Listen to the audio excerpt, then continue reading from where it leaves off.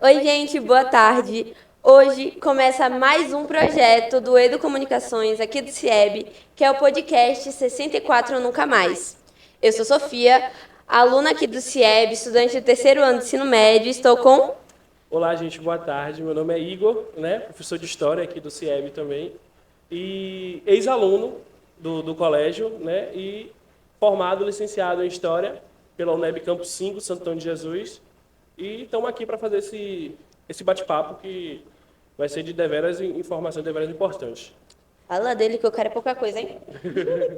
Enfim, esse podcast a gente está fazendo com o intuito, né, de conscientizar as novas gerações, porque hoje em dia, principalmente na internet, vem tendo uma crescente onda de misoginia, preconceitos e, enfim, coisas que não fazem bem, que não é legal, não sejam assim, é feio, certo? E para começar, bora falar do início, né, professor?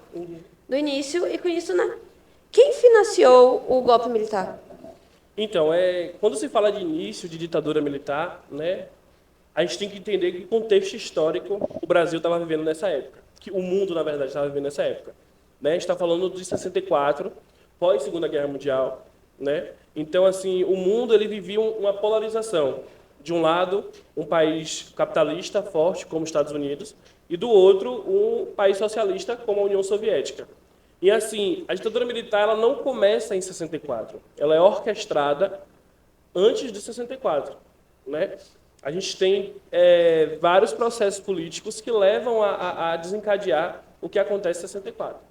Né? E um deles a ser citado é que o governo de Juscelino Kubitschek, né, um governo populista, ele entra com aquele projeto 50 anos e 5 e se abre para o mundo de uma forma comercial. O mundo esse que eu volto a dizer estava polarizado, né? Estava dividido entre duas potências, entre duas ideologias.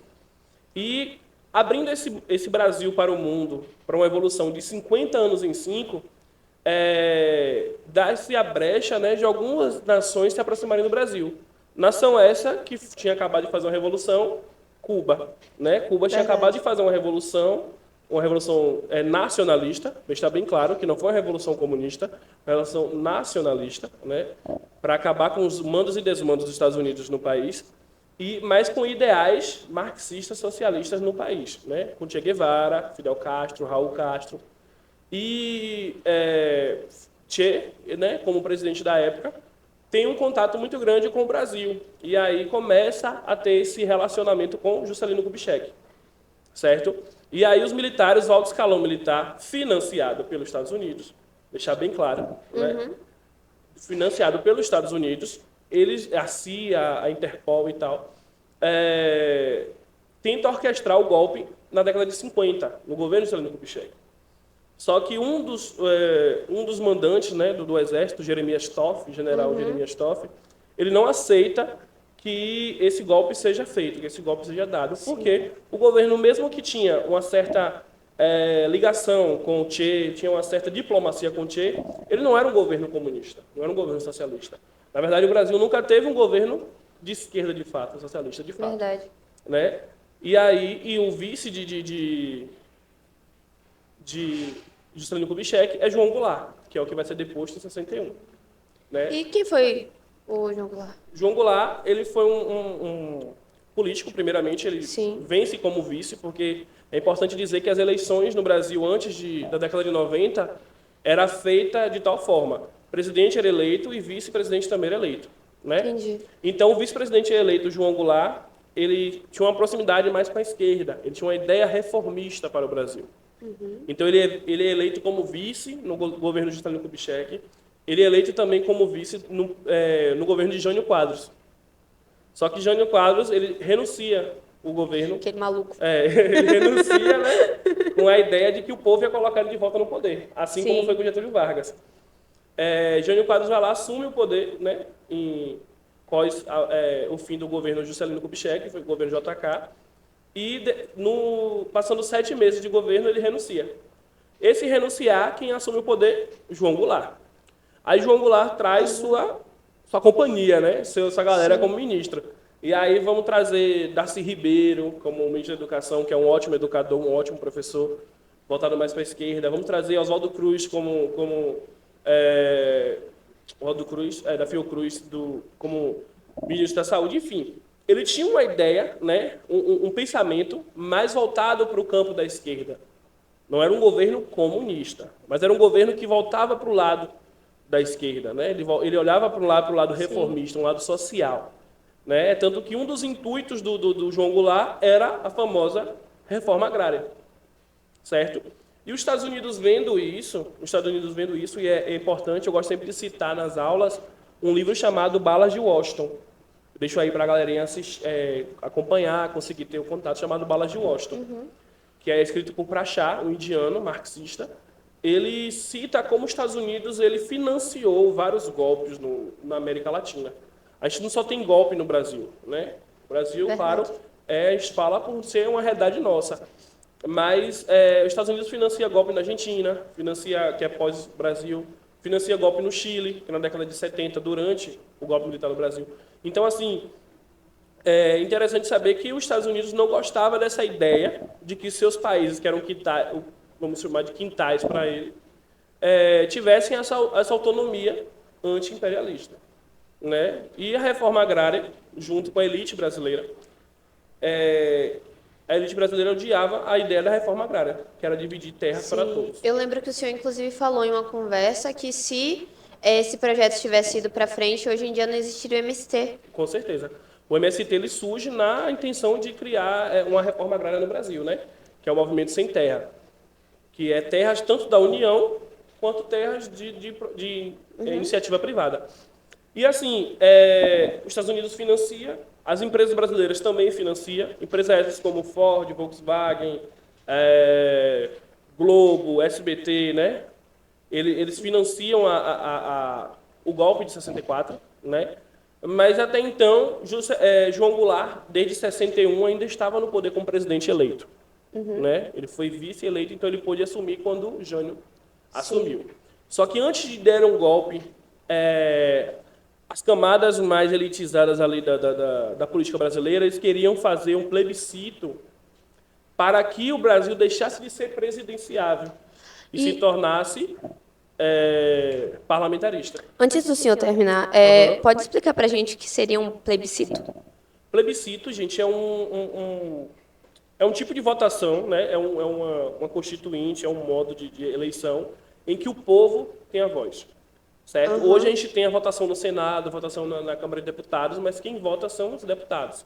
O plebiscito é quando essa votação ela vai para o povo de fato.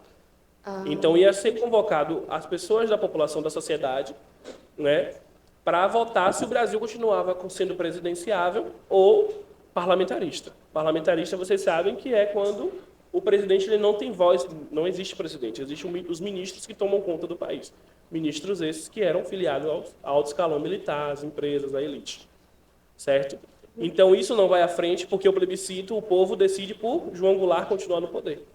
Então João Goulart fica 61, 62, 63 e 64, começo de 64. Sim. Então quando chega no dia 31 de março, né, faz 61 anos de golpe agora no mês de abril, dia 31 para o dia 1º de abril, se estoura o golpe militar no Brasil, tirando o João Goulart da presidência e colocando os militares no poder. Tem uma pergunta aqui que, inclusive, é sobre isso, de um aluno daqui da escola, que ele perguntou assim, qual foi o verdadeiro estopim da ditadura militar, do golpe militar? Quem foi que fez a pergunta? Tiago, do primeiro B, o líder da sala. Perfeito, Thiago. O estopim, de fato, como eu falei, era a questão de um governo, né, que possivelmente tinha caráter socialista. Tinha um caráter voltado para reformas sociais. Né? O João Goulart ele tinha um plano de governo, e quem quiser pode acessar na internet, dá um Google aí, você vai achar o plano de governo de João Goulart. Era escola pública, né, 100% pública, era saúde pública de verdade, que a gente vai ter o SUS muitos anos depois. Direito das mulheres votarem, porque até então as mulheres votavam, mas eram alfabetizadas, né? O direito aos analfabetos poderem votar. Então, era uma reforma política e tributária também, deixar bem claro que é taxar os ricos,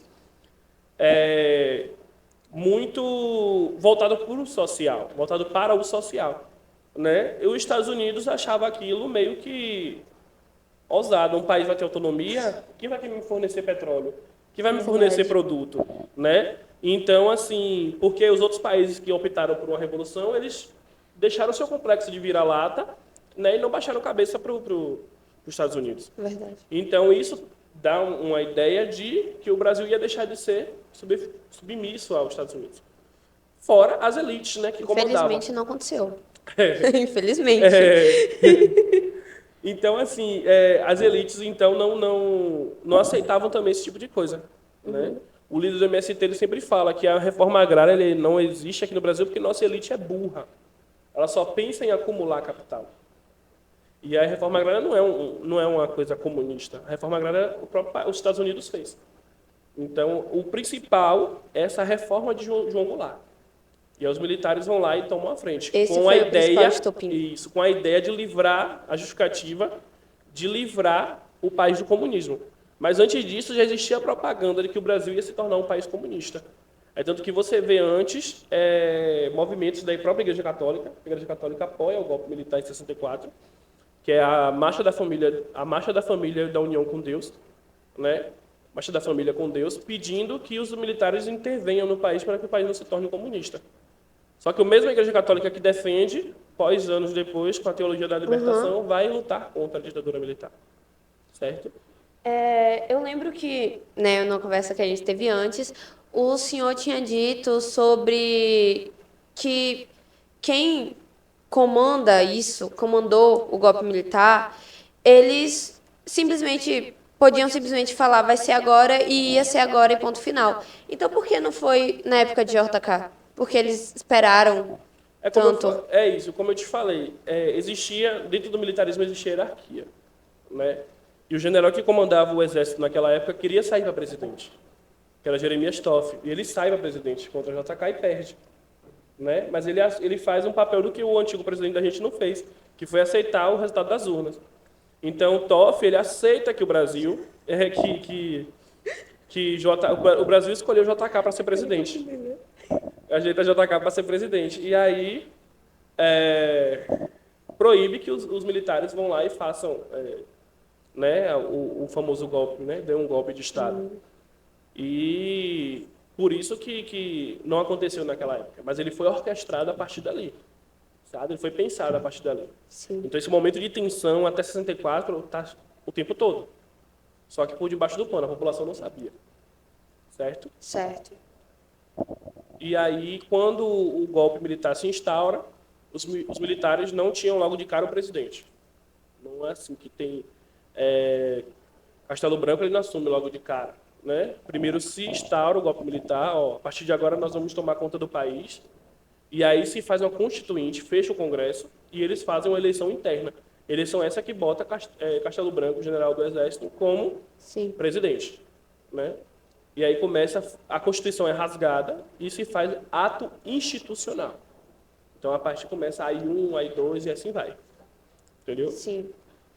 Então, antes da gente passar para os próximos tópicos, o senhor poderia dar alguns... Esqueci a palavra. Indicar por onde a gente pode estudar sobre essa época, porque a gente ouve muito falar sobre o período em si da ditadura, o 64 e o depois. Então, o senhor pode indicar youtubers, canais, vídeos, livros, para a gente estudar sobre o antes, né? Que eu acho que é importante, principalmente para quem está no terceiro ano. Acho que a partir de hoje esse vídeo aqui vai ficar, já dá uma ajuda, né? Já muito. Os próximos vestibulares e Enem que forem fazer. Mas além disso, a gente tem um canal História Pública do camarada Ian Neves. Né? A gente tem o Assim Disse João, né? Do Dr. João Carvalho. Livros, a gente tem vários livros. 1964, A Queda de um Estado. Né? É um livro grande. Mas, assim, ele detalha com todos os requintes. Quase 1000 páginas, galera. Quase 1000 páginas. É grande. Com todos os requintes que aconteceu durante essa época e cada crime de cada militar. Temos a Balas de Washington, Eu acho esse livro perfeito, perfeito, perfeito. É de uma didática bem escrita, sabe? Assim, não é uma coisa... Aquela Sim. coisa teórica, pesada, chata, vou botar bem chata, acadêmica, que você fica, ai meu Deus, que livro chato. Não, ele é um livro bem fácil de se ler, você acha em PDF muito fácil, se você quiser comprar também ele está um preço acessível. Balas de Washington, escrito por um indiano, né, que é para achar, e que ele fala não só do Brasil, ele fala da Argentina, ele fala da Nicarágua, fala de Cuba, né, fala do Chile, porque eu acho o golpe do Chile também um golpe muito pesado. Né? Durante a ditadura militar existiu também o golpe no Chile, que também foi um governo eleito, o governo do Salvador Allende, e que o braço esquerdo de Salvador Allende vai lá junto com a CIA e consegue dar um golpe, que é o 11 de setembro de 1978. Né? O famoso 11 de setembro, o verdadeiro 11 de setembro. É importante, viu, galera, principalmente para quem está no terceiro ano, estudar não só o golpe militar aqui no Brasil. Né? A gente tem que saber do mundo afora também. É importante. Sim. A gente não pode ficar. É importante estudar a história do nosso país, tá? Não deixe de estudar. Mas eu sinto que é importante também muito a gente estudar o que aconteceu fora. Principalmente aqui na América Latina, nossos irmãos, nossos vizinhos. Argentina, Bolívia, Venezuela. A gente não pode ficar que nem estadunidense, não. Estudar só a nossa história. Tem que estudar um pouco tudo. Sim, com certeza. E é isso. Assim, eu posso deixar depois contigo e você, né, Sim, passar para claro. a galera no Instagram, mas assim, de mente que eu lembro são esses, sabe? Que é 1964, a queda de um Estado. A gente vai ter também alguns textos que você acha pela internet, que é o MR8, que fala sobre a luta armada durante a ditadura militar, né? Que fala sobre a diferença entre a luta armada de Marighella e a luta armada de Carlos Lamarca, né? Que foram dois militantes na ditadura comunista, na ditadura militar. Tem Flechas de Sangue, que eu acho muito interessante também esse texto, porque ele fala como os indígenas eram tratados durante a ditadura militar. Né? Muita gente hoje em dia chama a ditadura de dita branda. A gente vê canais como Brasil Paralelo, e várias outras pessoas também que não têm a informação, chamar a ditadura de dita branda porque não matou tanta gente, o teor do caráter da pessoa, não matou tanta gente quanto a Argentina e quanto o Chile. Mas assim, a criação de rodovia da Transamazônica matou diversos indígenas.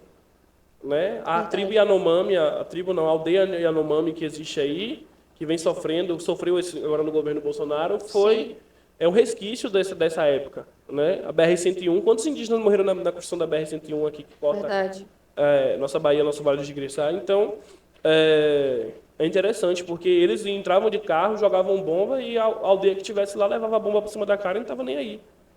Né? A violência do Estado era muito grande durante essa época, e foram 21 anos disso. Verdade. Então, eu acho que a gente já está pronto para passar para os próximos tópicos. Anos de chumbo, linha dura. Então, a gente vai começar aqui, né, pelo início. 64. 1964 é quando instaura, né, mesmo o regime militar.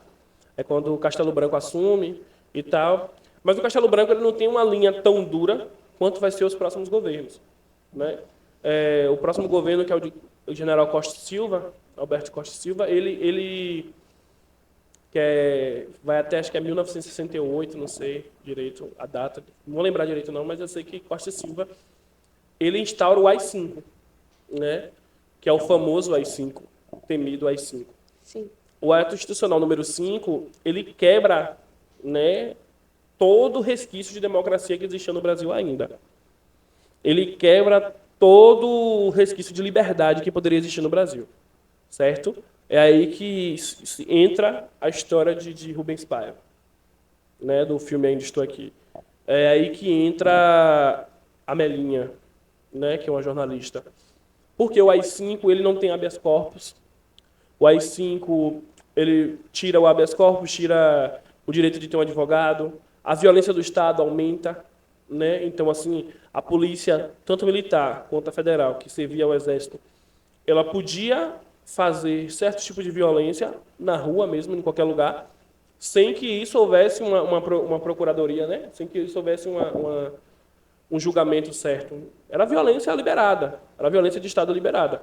Então, assim, para além da visão da classe média como de Rubens Paiva, a população periférica, né, Salvador, Rio de Janeiro, Santo Antônio de Jesus, deixar bem claro isso, Santo Antônio de Jesus, São Paulo, sofria muito com esses processos da violência do Estado, porque a PM, que já, né, já era muito tranquila em relação à periferia, nessa época, com certeza, desencadeou um bocado de assassinato.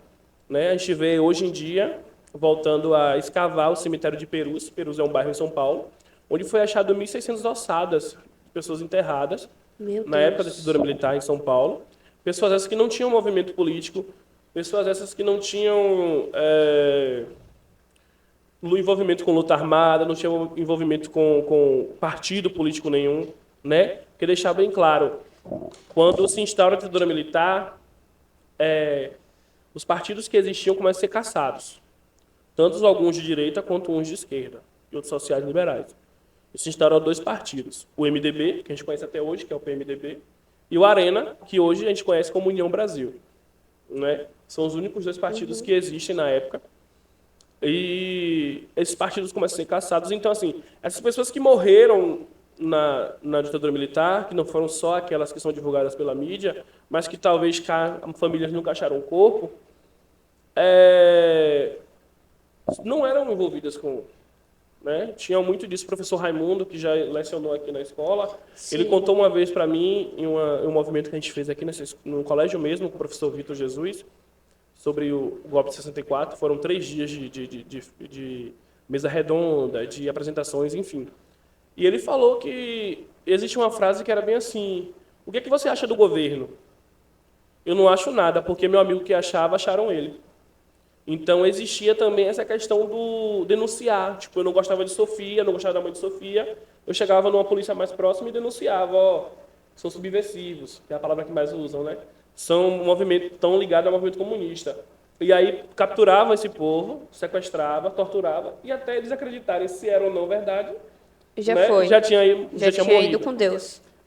Então, assim, esses anos de chumbo, como fica conhecido, ele do governo Costa e Silva até final do governo Médici, até o começo do governo Geisel, são anos e anos de muita tortura, de muita violência, muito estupro. Falando né? nisso... E crianças também, deixar bem claro. O senhor tinha falado sobre Vladimir Herzog. Vladimir Herzog. Que você tinha dito que disseram que ele tinha cometido suicídio, mas que a foto não diz muito sobre, né? A imagem de Vladimir Herzog assassinado está na internet, você consegue achar muito fácil. Vladimir Herzog, ele foi um jornalista da Folha de São Paulo, depois ele lutou contra a ditadura, fazia críticas a ela, e ele foi chamado para depor, já no governo Geisel. Já era bem depois de Costa e Silva, acho que Costa e Silva tinha morrido já. Enfim, foi no governo Geisel. Ele foi chamado para depor, mas nessa época da linha dura ainda. Sim. Chamado para depor, e desse depoimento não se achou mais. Tipo assim, não teve mais notícia dele. Aí a família foi visitar, né? Vem visitar meu filho, meu marido, não sei, que estava preso, que é Vladimir Herzog. Ele cometeu suicídio. Só que vocês olharem a imagem de Vladimir Herzog, você vê que ele não cometeu suicídio. Ele estava ajoelhado, sentado, na verdade, no chão, com um cinto do própria calça dele amarrado no pescoço. Né? E o laudo de atestado de óbito estava lá como suicídio. Só que o corpo dele, né, as marcas no corpo dele dizia que a morte não tinha sido por enforcamento, né, por ter suicídio. Não, Sim. Ele foi brutalmente torturado. E, além de Vladimir Herzog, pessoas como Rubens Paiva, que até hoje a gente não sabe onde está o corpo. Né? Os militares, eles tinham uma tática de ocultar cadáver no meio de floresta. No meio do mar. No meio do mar, na Marambaia, lá no Rio de Janeiro. Né? Onde pegavam helicópteros, soltavam os corpos. Inclusive tem aquela cena, né, no filme Ainda Estou Aqui, que é bem no início, que... Nossa, eu esqueci o nome dela. Eunice, ela tá no mar. E aí, quando ela abre o olho, assim, ela tá boiando no mar, ela vê os helicópteros passando, e ela faz aquela cara, tipo assim, meu Deus. Possivelmente jogaram alguma coisa ali. Alguma coisa tá acontecendo. Uma marca bem isso é a ocultação de cadáver, que não se acha até hoje. Eu tenho um amigo meu chamado João, João Vitor Sena, ele é formado aqui pelo Colégio Matisse e estudava comigo lá na universidade. E o trabalho dele é pesquisa sobre desaparecidos e mortos da ditadura militar, certo? E uma pessoa que ele pesquisa, que ele teve contato com a família, foi de Gustavo. Gustavo foi um jovem de Santo Antônio de Jesus que estudava na UFBA e participava do movimento estudantil. Um belo dia ele foi chamado para depor. E até hoje não se acha o corpo dele. Né? Então a gente já viu fotos dele, a família mostra fotos dele. Meu pai teve muitos amigos. Entendeu? Muitos amigos que A desapareceram família na fala época. que até hoje espera pelo menos um resquício do que seja, mas não vai achar, não vai achar. Né? Só eles vão achar e Inclusive, aquela aluna sua perguntou aqui o que aconteceu com os que desapareceram. Mas muitos o que aconteceu com desapareceram aqui, Né? tipo, É complicado sabe, explicar. em relação a corpo, não se achou nunca mais. Mas assim, depois da Comissão da Verdade, em 2014, muitas pessoas conseguiram ter um pouco de alívio, né? Alguma indenização, né? Deixar bem claro isso, o governo Dilma de 2014, ele faz a Comissão da Verdade e algumas pessoas que sofreram com esse processo da ditadura militar, que foram torturadas, ou então que teve seus familiares, né, raptados e nunca mais acharam, eles receberam a indenização do Estado, meio que para tentar repor essa falta. Sim. Né? A Eunice Paiva mesmo no filme mostra, e, né, é a vida dela, ela só vai conseguir, na década de 90, um atestado de óbito constando que o marido dela morreu por uma tortura. Porque até então, o atestado de óbito que ela tinha assinado lá, como qualquer um, ela tinha sido infarto. Sim. Mas que infarto é esse? Não, minto. O governo Médici, ele dá um atestado de óbito que Rubens Paiva morreu em guerra. Morreu trocando tiro. Olha, como é bem parecido com o que acontece hoje na favela, né? Sim. Morreu trocando tiro com a polícia. Então, só depois de muitos anos que a Eunice vai conseguir um atestado de óbito de verdade, né? De um legista de verdade, que consta que o marido dela morreu por tortura. Sim. Não é a vida dele de volta, não é achar o corpo dele para enterrar, mas era uma maneira de, pelo menos, dá para entender que aconteceu alguma coisa com ele. Sim. Que ele sai, dá um beijo na filha, volta já e não volta nunca mais. Nossa, aquela cena me quebra muito. Né? Aquela cena me pega de um jeito. Se a cena ali quebra, imagine para os filhos que viveram aquilo. Sim. Né? Inclusive, no livro, porque conversei com alguns amigos, eles não sabiam que o filme tinha um livro, é baseado no livro. No livro, naquela cena final, onde aparece a reportagem na televisão e que a Eunice está ali, já velhinha, idosa, Alzheimer, né? com Alzheimer, e ela para e dá aquela luz no olhar dela, como se ela tivesse recobrado alguma coisa lá dentro da cabeça dela. Aquela cena no livro, o filho dela, né? Ele descreve que ela tá olhando para a TV, ela apontava e falava, olha, olha, olha. Aí, depois, quando aparecia a foto do Rubens, ela falava, nossa, tadinho, tadinho, e começava a chorar. E é assim, parece besta, mas é uma coisa muito triste. Sim. Saber que, nossa, é pesado, é doloroso, e saber que isso aconteceu nos países e que tem pessoas que até hoje negam isso que aconteceu. Negam, a gente vê o governo da Argentina mesmo, né, de Javier Milei, tentou instaurar uma comissão da verdade ao contrário, para punir aqueles que lutaram contra a ditadura. É a comissão da mentira. Comissão da mentira. Entendi. Porque, assim, é interessante a gente dizer que nos outros países que teve ditadura militar, né, como Chile, Argentina, enfim, todos os militares foram acusados, julgados e condenados. O Brasil não. O Brasil até hoje não se tem um sequer julgamento. Verdade. Né? Vivem em paz nas suas casas. Todos receberam anistia do próprio Estado. Né? E vivem em paz. Alguns vivem em paz, outros descansam em paz. Bem assim, aspas grossas. Será? Né?